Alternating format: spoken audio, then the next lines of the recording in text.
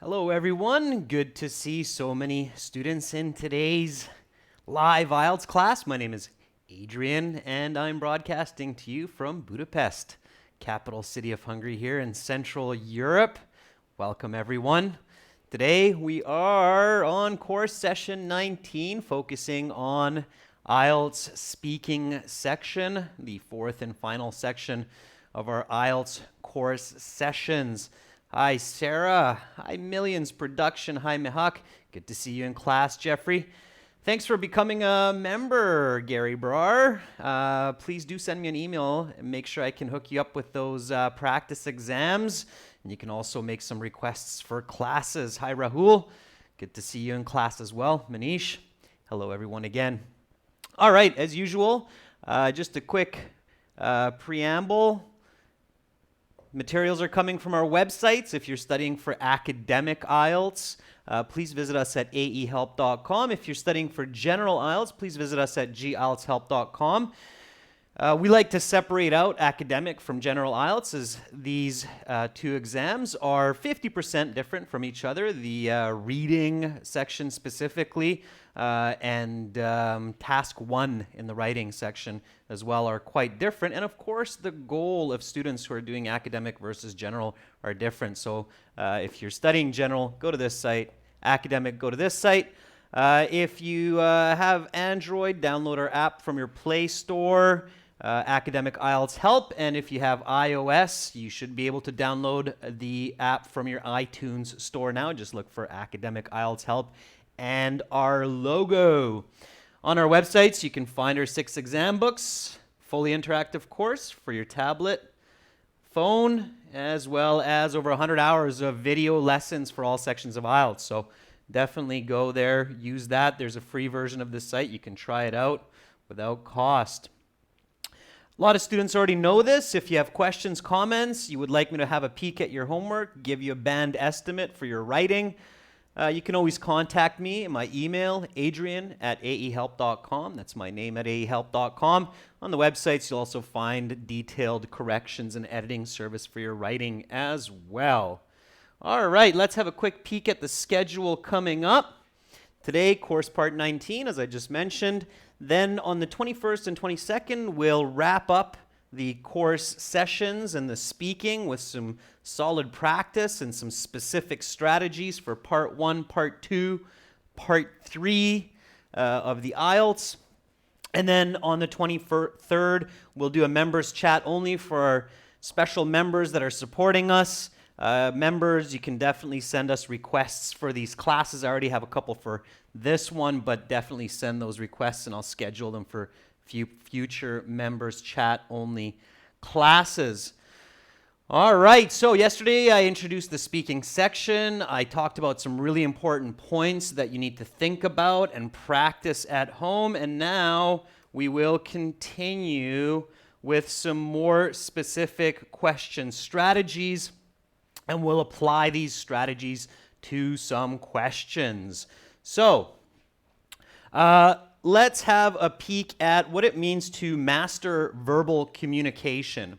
And it's very, very important for all of you to know that IELTS is not just a simple test of English. I can prove this to you very easily. If IELTS were just a simple test of English, all that you would need is one version of the exam, and it would have a different scoring system. But that's not the case. There's 2 versions of the exam, academic and general.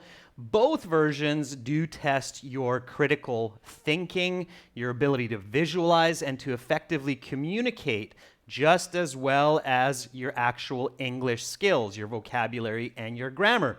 So if you're looking to get a nice high band score, 6.5, 7.5, or maybe reaching for the stars, getting that perfect band 9, you will definitely need to master not just the English language, so not just vocabulary, grammar, but also your communication skills have to be top notch, okay? So, and you can do it, okay? So I'm not saying that to scare you or freak you out. You all have really good brains. They're super computers. They work on some form of quantum physics, psychology, so they have the capacity to master a language, master communication. You're born with that ability, okay? So believe in yourself, do the necessary practice, learn the right strategies, and you will enhance both your communication and English. So let's get to a couple of important points, getting into some more detailed strategies for the speaking section, things to consider. Okay, so this is General Strategies 1 right now. First things first, and I think this is probably an expression or a saying, not just in English, but in maybe all cultures around the world. Think before you speak, okay? You've probably heard your parents say that, your teachers say that, and you might have heard it elsewhere as well. Think before you speak. That is very, very important. Of course, it's an important skill in life, and it is absolutely necessary for good scores on IELTS. So you can't just quickly blurb out maybe the first thing that comes to mind when the IELTS examiner is asking you a question. Kamal Preet, we will have a peek at task 2 or part 2 cue card question as well today. So you need to learn to buy time. And you will notice when paying attention that a lot of intelligent speakers, educated individuals with master's degrees, doctorate degrees, lawyers, doctors, politicians, they definitely focus and pay attention to thinking before they speak and learning to buy time before answering questions, especially if they're sensitive questions or difficult questions or questions that don't necessarily have an absolute truth or an objective truth but are subjective, then intelligent speakers will buy time. Now, the most simple way, or the simplest way, to buy time on IELTS is simply just ask for it, okay? It's absolutely okay to do that. You will not lose marks for that, especially if your response is better grammatically, word choice, but also better information, better connected ideas, then your mark will go up, all right? So there are some good phrases that you should learn before you sit the IELTS so that you can use them. And it's absolutely okay to use these at least a few times. It's tough to say exactly when. You will feel it or you will recognize it when that question comes up. Okay. Now again, ladies and gentlemen, this is a speaking class, and although you are typing into the chat, I'm sure that at home you have a nice loud voice, so make sure that you repeat these expressions after me. Again, they're very useful for you. So if you're asked a difficult question, you can say something like, "That's an interesting question. Let me think about that for a second." Okay? So if the examiner asks you a question and you don't really know, you understand the question clearly, or you're starting to understand it, but you don't really know what to say. Nobody's really asked you that before. You've never given that any thought. It's okay to ask for time. I would do the same in a natural conversation. So I would say, "Well, I never really thought about that. Just give me a moment." So repeat after me. "That's an interesting question. Let me think about that for a second." And then the examiner knows that you are thinking for a few seconds and about to give a response. All right?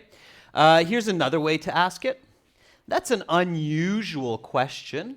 Can you give me a moment?" Okay? Or what I just mentioned, repeat after me. "I've never thought about that. Please give me a second." Okay? Here's an important point to remember when you go into the IELTS interview and you sit down face to face with that examiner. The examiner has no knowledge of your English skills, okay? So they're meeting you for the first time. They don't know if you're a fluent English speaker or your English is comprised of "good morning, hello, how are you, my name is Adrian, I go to school," okay? They don't know if you're at the top or if you're more in the beginner phases of learning English. So if you are pausing when you speak, and they don't know what kind of speaker you are, they don't know if you're shy, if you're confident, they don't know if you like to speak quickly or slowly. So you have to be cautious, okay? You have to be preemptive. And what I mean by that is the IELTS examiner in your speaking interview has about 12 to 15 minutes, as I said last class, for the whole interview, okay? And many times students report that they feel like the interviewer is rushing them. So they're just going from one question to the next question to the next question to the next question, and they're just rushing through the questions. They go really quickly through part 2. Some students complain that the examiner didn't give them the whole 2 minutes to speak. So again, the examiner, they're well trained, but they don't know much about you. Okay, so it's up to you to, first of all, just be calm. Don't stress. You're there to do a job, okay? To the examiner, you're just a number. You're not a name. You're just basically a number on their sheet. You do have an IELTS candidate number. So if you're pausing, so if you take a moment to think about your answer and you're not asking for time, so the examiner asks you a question like, what do you think the advantages and disadvantages of frequent advertising are for people's daily lives? Okay, if you pause and you're just kind of blank staring the examiner's first thought is the student has no idea what I just asked them.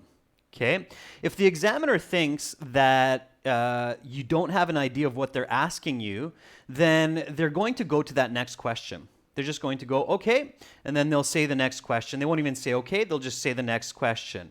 How do you think governments could regulate advertising to improve society? And your brain is still thinking about what are the advantages and disadvantages of advertising for people in daily life. So now you're really falling behind, okay? This is not good. You don't want that situation to happen. So it's your responsibility to slow down the examiner or to let them know that you're thinking about an answer or that you're completing an answer, okay? So you need to do that. So if the examiner asks you, what are the advantages and disadvantages of frequent advertising on people's daily lives? Then you need to say, that's an interesting question. Just give me a moment to think, please. And at this point, the examiner thinks, okay, the student seems to have understood what I just asked them. They just need a moment to actually come up with that information and put it together in English, okay?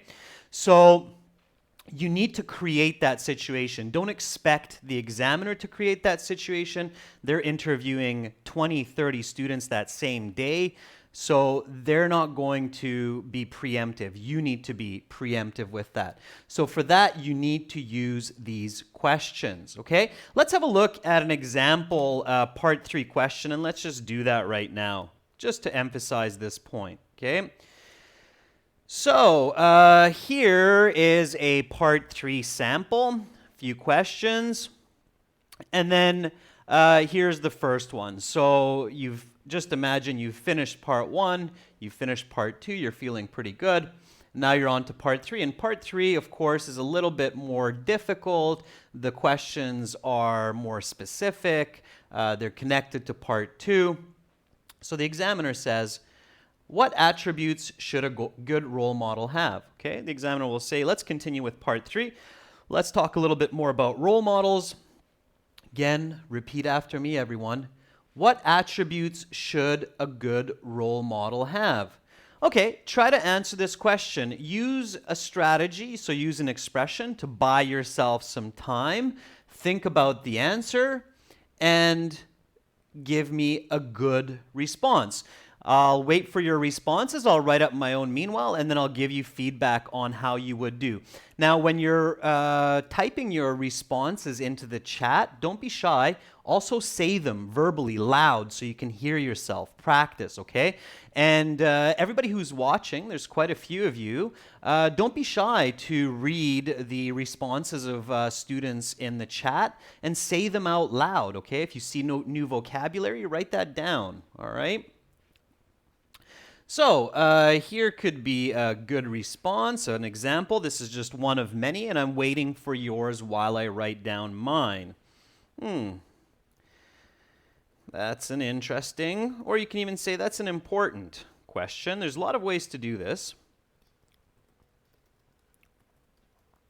Please give me a moment to think. And then don't space out. Actually think about it. So here, when you ask for that time, visualize, try to imagine or try to think about role models, so people who are respected in society, who others look up to.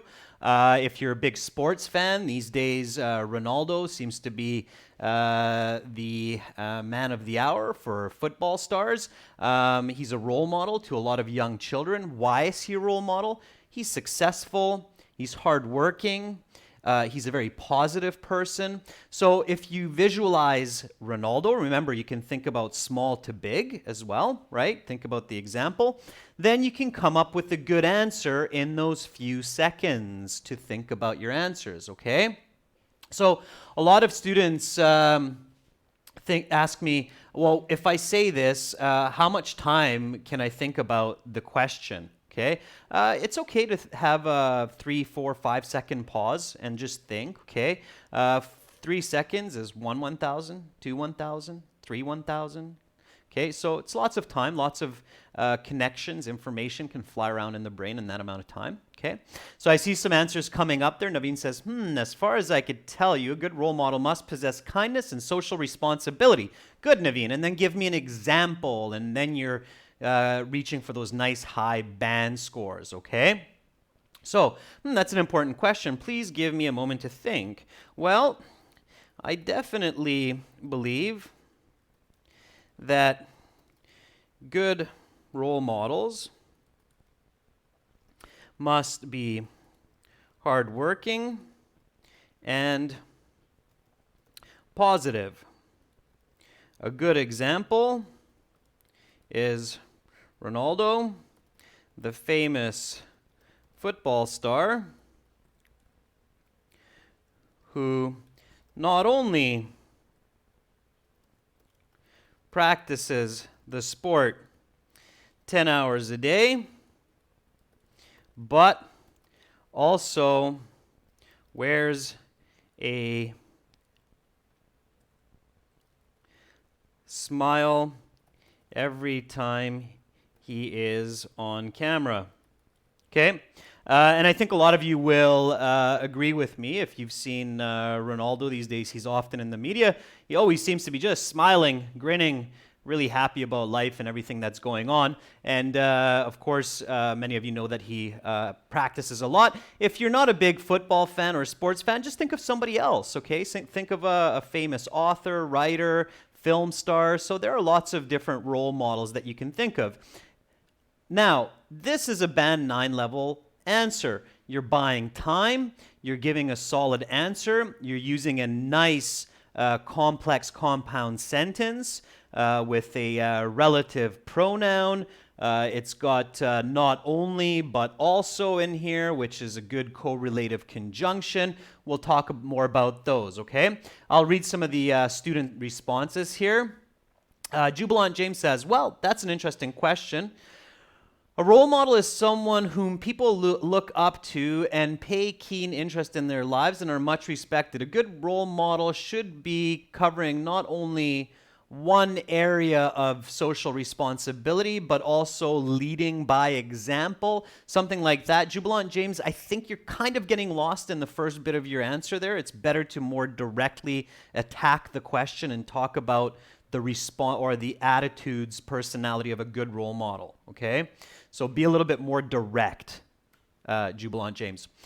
Jeffrey says, I think a person that people look up to is a good role model. He or she should care about the environment, like famous actor Leonardo DiCaprio, who not only donates his time, but also millions of dollars to preserve endangered species. That ending, Jeffrey, would push your score to a Band 9, okay? Otherwise, it's closer to a Band 7, 5, 8, okay?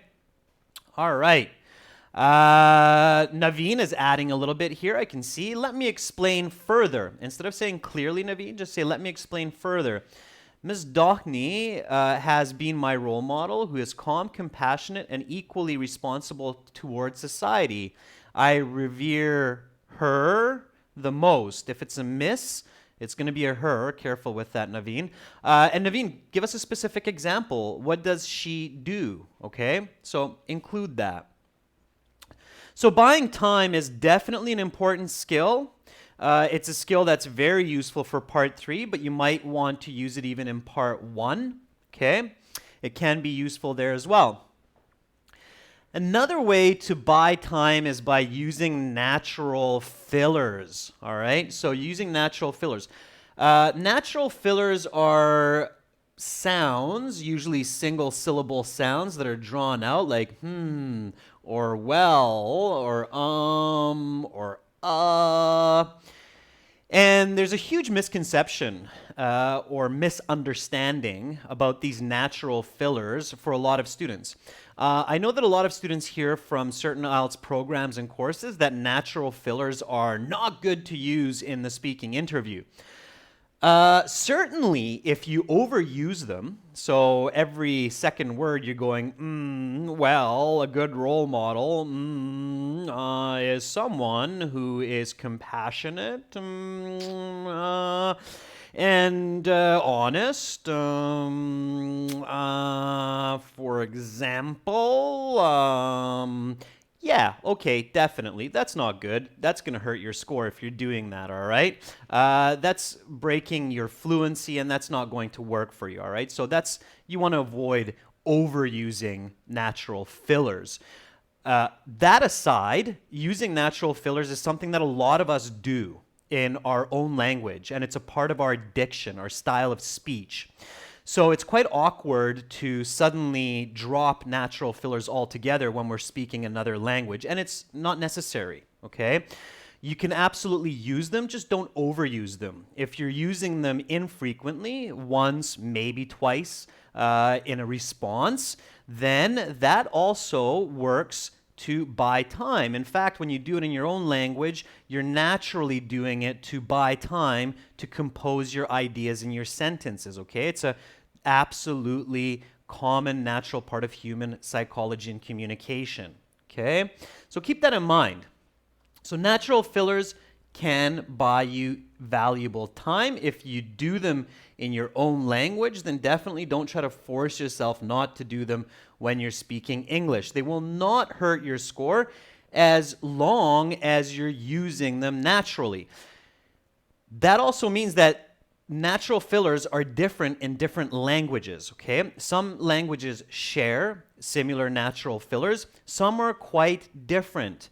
I speak a bit of Japanese, and I know that in the Japanese language, people often will say no, to, so, and these are their natural fillers, okay? Now, if your natural fillers in your language are different than in English, then you need to switch and use English ones. It's really weird if you're using another language natural filler in English, okay? So I've heard Japanese students do that before where they go, no, and I went to the store. And you're kind of going, what was that first thing you just said? Because it's not natural in English. So you need to make sure that you're using ones that are English natural fillers, okay? Have those become smooth and common in your speech if you're using them, okay? All right, so here we have an example of this at the bottom. The examiner says, what attributes should a good role model have? Student says, that's an interesting question. Can you give me a moment? And then the examiner might say certainly, or they might just wait. And then the student buys a little bit more time with, I believe. And then they continue to speak. So let's keep going here. See what else we can do. Okay. Now, before I start going through this information here, a little bit more to the previous, these aren't in these slides.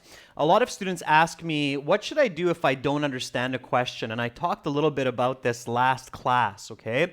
So if you don't understand a question, what should you do? Okay, this is a little bit of additional information that's not in our slides here. What should you do? Let's see how many of you remember this from last class. So what should you do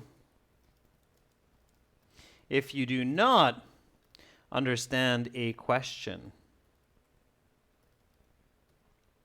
It's a very good question. What should you do? Begside says try to paraphrase it. So try to paraphrase that question. Absolutely. So try to figure out what the question is and from context. So try to infer, use an educated guess, and then try to paraphrase it. Miriam says ask for the question to be repeated. Okay. So absolutely, Miriam. So one that you can do is ask for the question to be repeated. Okay, it's communication. If you're talking to someone, someone asks you for directions, you didn't quite catch what they said, what will you do? You'll ask them, hey, sorry, I didn't quite catch what you just said. Can you ask me that again, please? So ask for the question to be repeated, and you can say something like, I'm sorry, I didn't quite understand you. Can you please ask me that question again? Okay? So again, repeat after me. I'm sorry, I didn't quite understand you. Can you please ask me that question again? And then, in most cases, the IELTS examiner will repeat the exact same question. The IELTS examiners are told not to paraphrase, because if they're paraphrasing, they're giving you more information, they're giving you more help.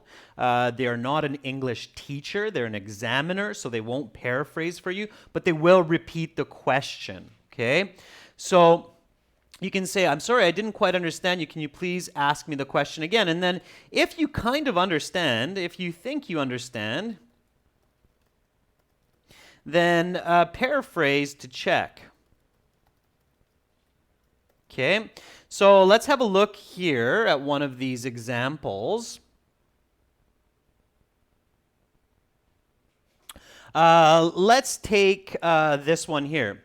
Have you been a role model to anyone? Okay, have you been a role model to anyone? Try to paraphrase that, okay? So here I might say, if the examiner asks me, again, remember, repeat these, have you been a role model to anyone? I'll say, I'm sorry, I didn't quite catch what you're asking me. Can you please repeat the question? The examiner will say, sure. Have you been a role model to anyone? And then I can say something like, so, just to be clear,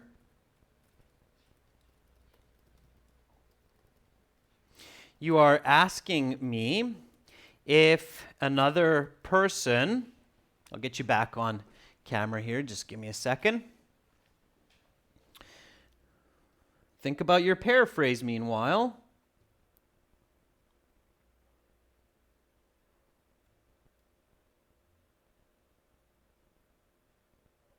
Okay.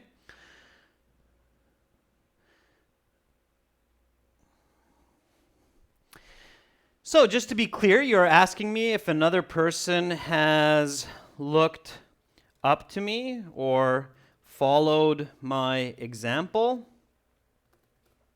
Okay, so using your own words to the best of your ability, paraphrase what you think the question is asking you. So just to be clear, you're asking me if another person has looked up to me or followed my example.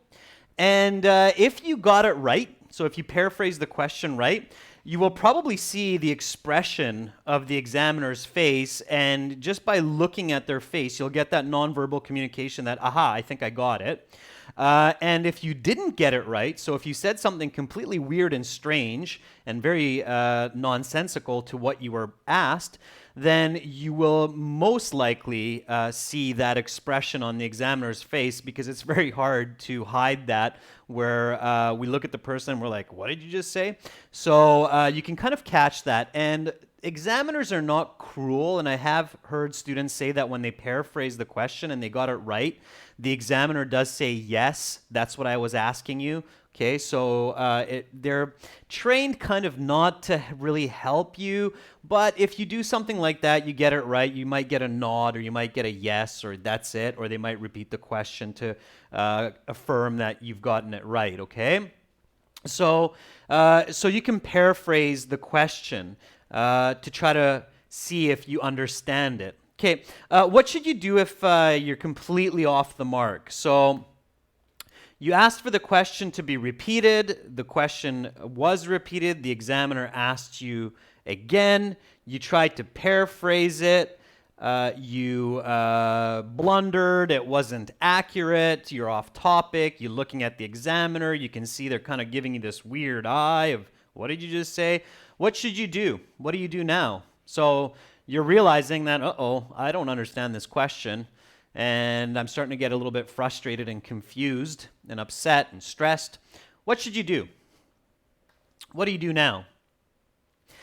Farah says, move to another question. Right, don't waste time, okay? And I said this in the last class as well, is request for the next question, okay? Often the examiner can pick up on that and they'll go to the next question before you even ask. But if that's not happening, then again, be preemptive, okay? So ask to move to the next question, okay? So say something like, my apologies. I'm not exactly sure what you are asking. Can we please move to the next question? Okay. Now, clearly, ladies and gentlemen, I'm not telling you to do this every question that the examiner asks. That would obviously be very strange, and you probably wouldn't get a very good mark at all. This is specifically targeting difficult questions or questions that you're not sure of, okay? Don't waste time. You do have a time limit. The examiner has a time limit for the interview, so don't waste time on questions that you have no idea of. That you will give some kind of very strange answer for, which drop your mark. So just say, my apologies. Again, repeat, repeat, repeat. This is for you, not so much for me. Repeat, my apologies. I'm not exactly sure what you are asking. Can we please move to the next question? And then I'm sure the examiner will just nod and go to the next question, okay? So that's your strategy when you get stuck, all right? So learn to buy time and know what to do for difficult questions when you're stuck, all right? Another side note here, a lot of students, they'll say, well, there are a couple of reasons for that. Please don't start your responses that way, especially if you don't know the couple of reasons. A lot of students get stuck when they do that, okay? So, all right, let's have a look at the second set of strategies here for the speaking section. Begzod, are you asking me if you can still get 7 if you're using these strategies? Absolutely, as long as you're giving some good answers for the other questions, okay? I'm not sure if that's what you're asking, but that is a good point to make, that with these strategies, you can get a better mark, or you can still get a 7 or more, as long as you're doing well for most of that speaking interview, okay? Definitely do better than if you start giving all kinds of strange answers and get stuck, and the examiner's just going from question to question. All right, so here's another really important one. I see a lot of students make mistakes on this point. Don't think that the examiner knows what you know. I realize that the font here is a little bit smaller. Can everybody read this okay? Just give me a confirmation of yes, I can read that, I can see it. If not, I can make it bigger a little bit. Maybe I'll do that anyway.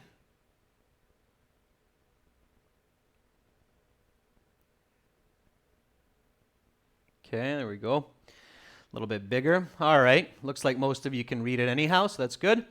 All right, I've made it a little bit bigger. So, of course, some of you are looking at this on your computer, others on tablets, some of you are on small phones, so screen size does matter. So, this point here, don't think that the listener knows what you know. This is a very common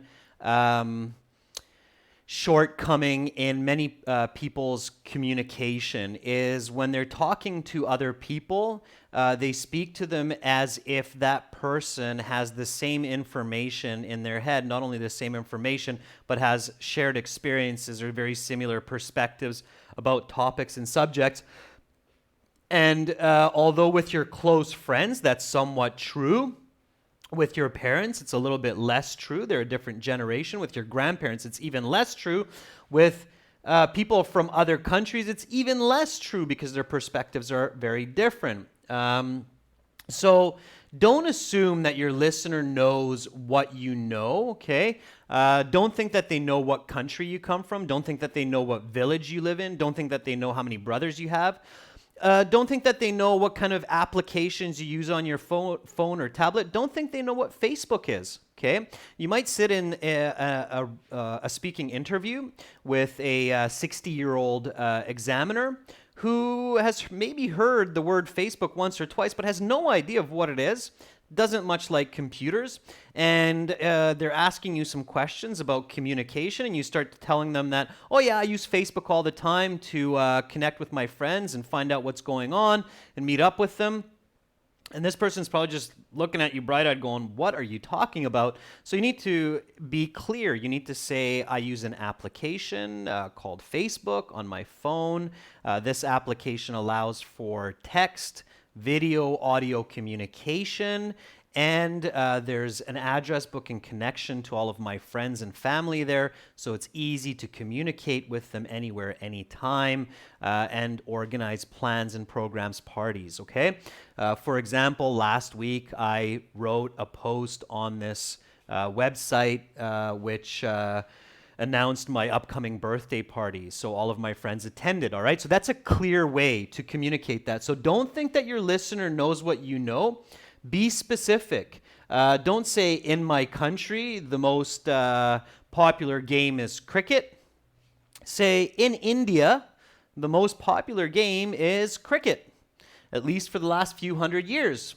There are cricket leagues in every small town to major city. It's a televised event and followed by tens of millions of people everywhere, okay? So be very specific. Use the name of your country. The more specific your nouns are, the more lexical resource you're showing, which means vocabulary you're showing for your examiner, and the better mark you will get.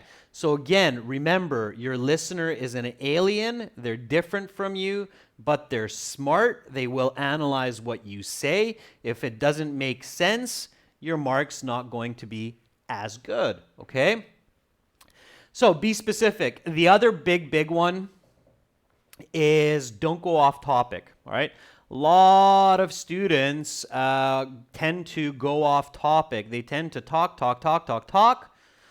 like I do sometimes, but they don't stay on topic. They go off topic. So the question is, what attributes or what qualities should a good role model have? And the next thing you know, the student is talking about their favorite teacher and how they met them and what a great teacher they are because of all of the fantastic information that they've educated them with over the years, and they're talking about suddenly the teacher's dog that is so cute and fuzzy and it likes to chase its tail, and the examiner is just going, what attributes should a good role model have? So don't go off topic. Stay on topic. What that means is answer the question, give a clear, accurate explanation, give a solid example that's clearly connected to that explanation, and then wait for the next question, okay? That's all you need to do. Sometimes students learn from, I'm not sure where, but some students learn just to keep talking until the examiner stops them. No, don't do that, okay? Especially in part 1 and part 3. Don't just keep talking until the examiner stops you. Instead, answer the question, give an explanation, give an example, and stop, okay? Here's an example, okay? So just repeat after me. What is the most popular sport in your country, and why do people like this sport? And the student responds with, in Russia, I think football is the most popular, although ice hockey is very popular as well. Both sports are very fast-moving with lots of excitement, which makes them appealing to many Russians. Not to mention, this year, the World Cup FIFA, which is the largest football sporting event, was held in Russia, adding that nice example to it. Notice how the student doesn't say in my country, the student actually says in Russia, okay? They give a good explanation. They say it's fast moving with lots of excitement. That's why it's popular. And then adding in that example of the World Cup FIFA right now works really well, will get you that high mark. Okay? So make sure to focus on that. Okay, so before we get to some practice here, some more points to keep in mind, okay? Pay close attention to the grammar of the question. To get high bands in IELTS, you need to reflect the grammar of the question. The people who write the questions for the speaking for IELTS, they have a very structured system of choosing the right questions to ask from students to measure their speaking skills, okay? So when that IELTS test maker is sitting down to create the speaking questions, they're thinking, okay, I should include one question that tests for adverbs of frequency, like usually, always, sometimes, never. I should include a question that tests for present perfect, like have you ever done this? Have you ever been here? Okay. They'll include a conditional. They'll say, okay, I have to include one question that tests the student's ability for conditional grammar. If you had $1 million, what would you buy? Okay, so conditional question. So they're looking to elicit, to pull those different grammar forms from the student. They're waiting for you to show that you know that grammar. So it's really important to use the grammar of the question in your answer, okay? Now, the second point here, B, is using conjunctions, coordinating, and, but, yet, nor, correlative, and subordinating. I'm not going to go into too much detail there because that's a full class on its own easily. Here are these adverbs of frequency. That's just kind of feeding into the grammar. Always, never, usually, rarely. And using adjective clauses, okay? So using those relative pronouns, relative adjectives, all right? That's very important as well. So let's have a look at some of these questions now and practice some of these skills that I rambled off for you in the last 40 minutes. Lots of information there for you to include in your answers. So let's see how well you can apply this to the questions. Let's start with this one. Why are role models important? Again, repeat after me. Why are role models important? Try to give me an answer for that one and include some of the strategies that I've mentioned.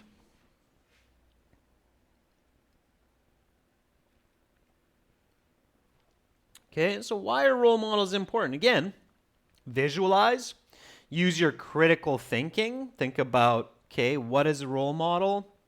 Why are they important? Can I think of somebody that's a role model?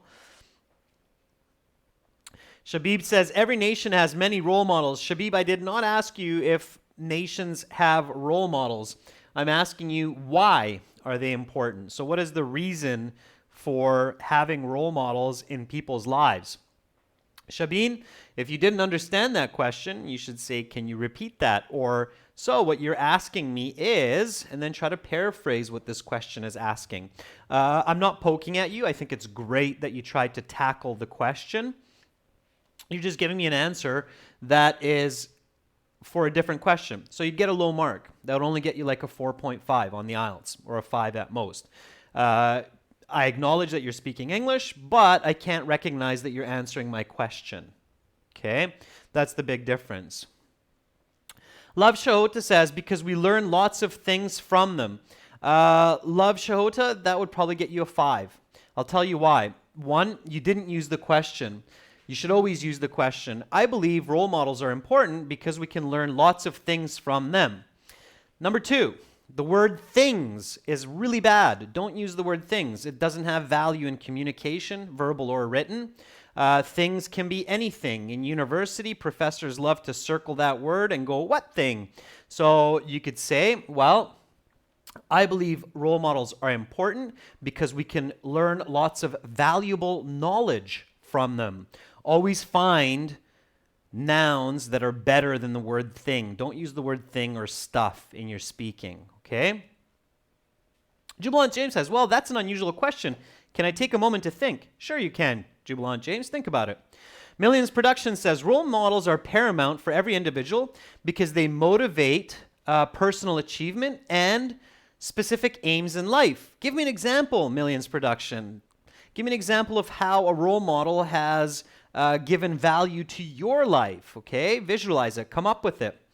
And you can even ask Millions Production, you can even ask for time after your first sentence. So you can say, if you give me just a moment, I'll think about an example to support my answer. You can even do that, okay?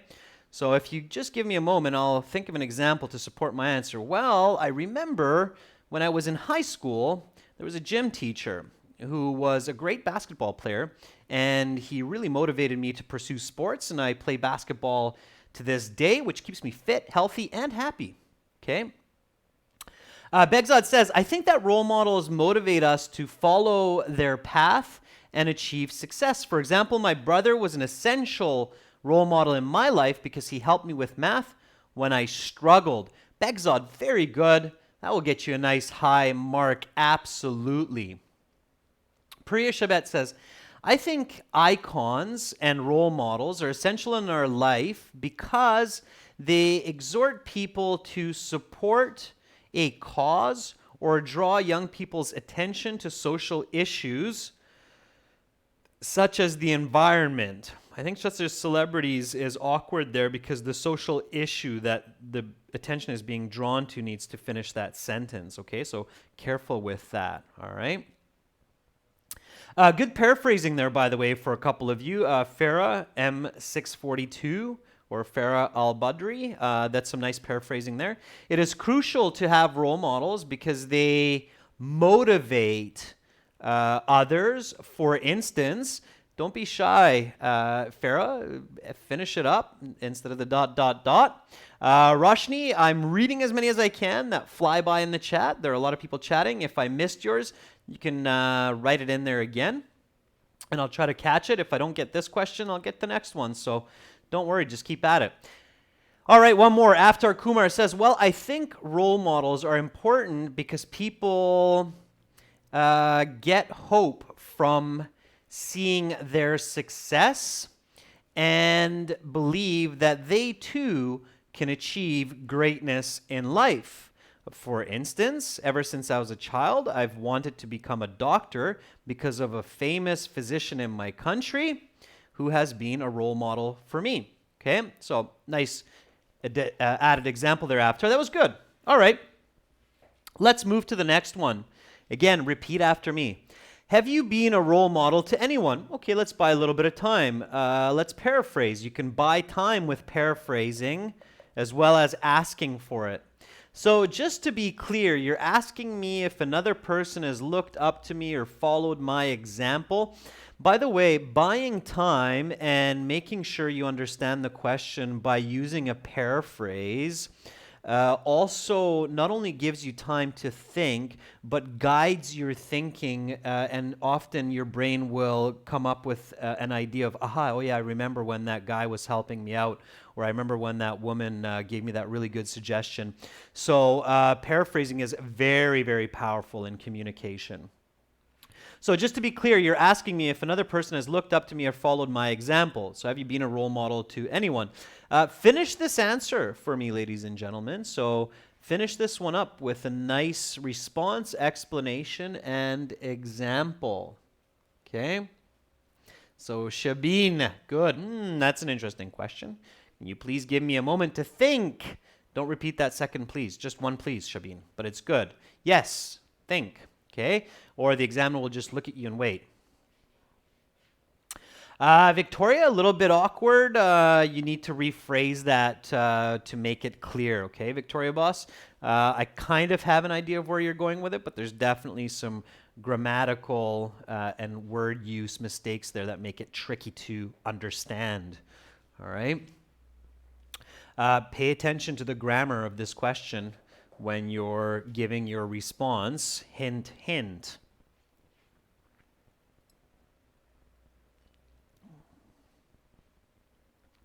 So Kevin Gallagher says, I have been looked up to by my little sister. She tried to emulate me when she was a kid. For instance, she played the games I played, or she shared my hobbies.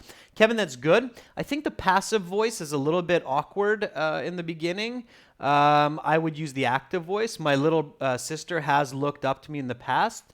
She emulated or copied a lot of the games I played, as well as my hobbies. And then give a specific example. For instance, when I was in my teens, I used to play billiards, and my sister copied what I did, and these days she's so good at it that I always lose when we play a game together, okay? So think about that specific example. Anoop says, personally speaking, not talking, Anoop, personally speaking, I don't remember being a huge impact in anyone's life. Anoop, sorry, I missed the rest of that because it flew by, but it looked quite good. Just a couple of word use mistakes there, okay? Mumtaji says, yes, I have been a role model at least once with my younger brother because I was the one who inspired him and guided him to pursue his studies in energetic or energy engineering, electrical engineering, which is the same as my field, okay? So Mumtaji, nice grammar. Word choice is a little bit off, but otherwise quite a good answer, all right? Good job. Pavneet Kaur says, yes, many times my cousins have followed me in my footsteps. Like being sincere, having a sense of discipline, and being punctual. So I can certainly say that I have been a role model to them. Pavneet, it's a good answer. Just add on that extra bit at the end. So I can certainly say I've been a role model to them. So you make it really clear for the examiner that you're tackling the exact question with the present perfect grammar of the question. Okay?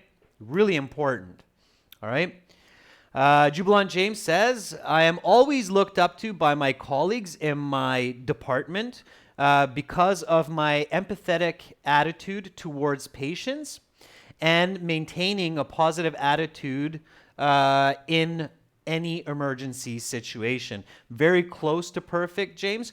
I think a specific example there would help you out a little bit. So, for instance, last week, a man came into the hospital with a stroke. The situation looked dire, but I kept a positive attitude and he turned out okay. All right. One more, Paria Sabet. I have never been anyone's role model till now, but I hope I can succeed in my path and people will look up to me in the future. These days, I'm studying to be a mathematician, and I'm working on some great equations that I hope to inspire others. Okay, so a little bit of an example there, Priya, and again, you're doing really well. Okay, Millions Production, very good question. So Millions Production says, should I give an example for every question in part 3? Not necessarily. Great question, Millions Production. Great question. Not necessarily, but I would say at least to every second question. And I'm always encouraging that when you're practicing this at home, then try to give examples for every question or as many questions as you can. Some questions are a little bit tricky to give examples for, but when you're practicing, yes, at home before getting ready for the IELTS exam, try to give as many examples as possible so that when you're in the official test, then you can come up with good examples for at least every second question, okay? That was a very good one. Good inquiry there, Millions Production, and I hope my answer made sense, okay? For us, saying the examiner asked me for an example, all right? Yeah, that's kind of a hint for that something's not going right when the examiner says, well, can you give me an example? And sometimes they do ask. It's on their actual question sheet. It says, can you give me an example? So they will ask you for it, okay? All right, here's the next one. Let's tackle this one. What responsibilities does a role model have? Okay. What responsibilities? Thanks for that feedback, Millions Production. I appreciate you. This one, ladies and gentlemen, again, repeat after me. Don't forget, we're not just writing here, we're speaking. Genuine, they should not be asked. Well, it's okay if they ask you why, but you should be including that in your answer. Humans, again, I said this last class, we're curious by nature. The most important question in our lives most of the time is why? Why is that happening? Why did you do that? Why does it work that way? So you should always include that into your response. The why answer, the explanation should always be there, okay? Again, practicing at home, answer, explain, example, okay? What responsibilities does a role model have? Notice it's present tense, okay? It's generalized. Here, this have is a possession, so it means what responsibilities does a role model possess, okay? So again, think about a good answer for this question. Tech General says, to give an example, I need to lie almost all the time. So you're stating that. That's fine. That's why it's important to practice it at home. You're not really lying. Don't think about it as a lie. You're just making up information. So you're not doing anything bad. You're not hurting the feelings of anyone or the examiner. You're just proving your English ability. So absolutely, if you need to make up the example, then just make it up, okay? All right. So, Anoop says role models can have several duties. Every brand endorsed, every feedback given by them are easily trusted. So they must be very cautious not to mislead others. Okay, Anoop, that's good. Sure, that's good. And if you can give me an example, and again, it doesn't have to be real. It can be made up, okay? Mandeep Kaur says, various responsibilities have a role model. The order of words there, Mandeep, you need to change it. Role models have various responsibilities because many people look up to them. And they can cause damage and hurt people if they're not cautious. Okay? Sure, that's good. Again, don't forget, don't just explain why they need to have responsibilities, but explain what are those responsibilities. Okay? Marius Polly says, in my opinion, being a role model is quite demanding activity because you always have to achieve all goals you have and to be a good part of society. Marius Polly, there's something critically wrong in your response. Do you know what it is? Does anybody else know what it is? And I mentioned this in yesterday's class to be very careful not to do this.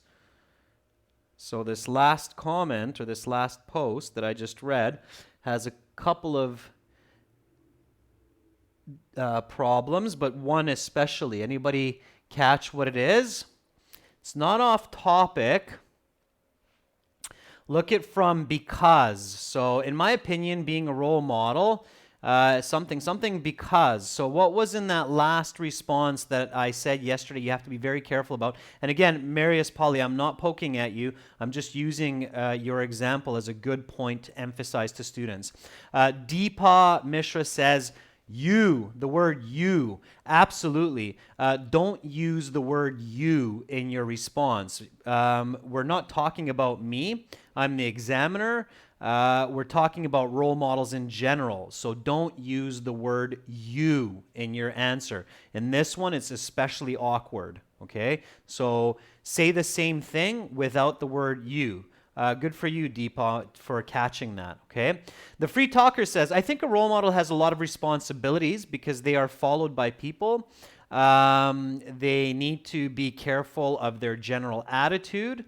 They need to make sure that they do not say or do certain activities or behaviors that young children might follow that can hurt them.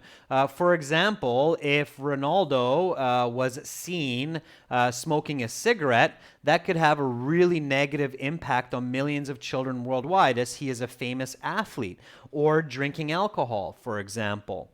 So that would be a good response. Okay.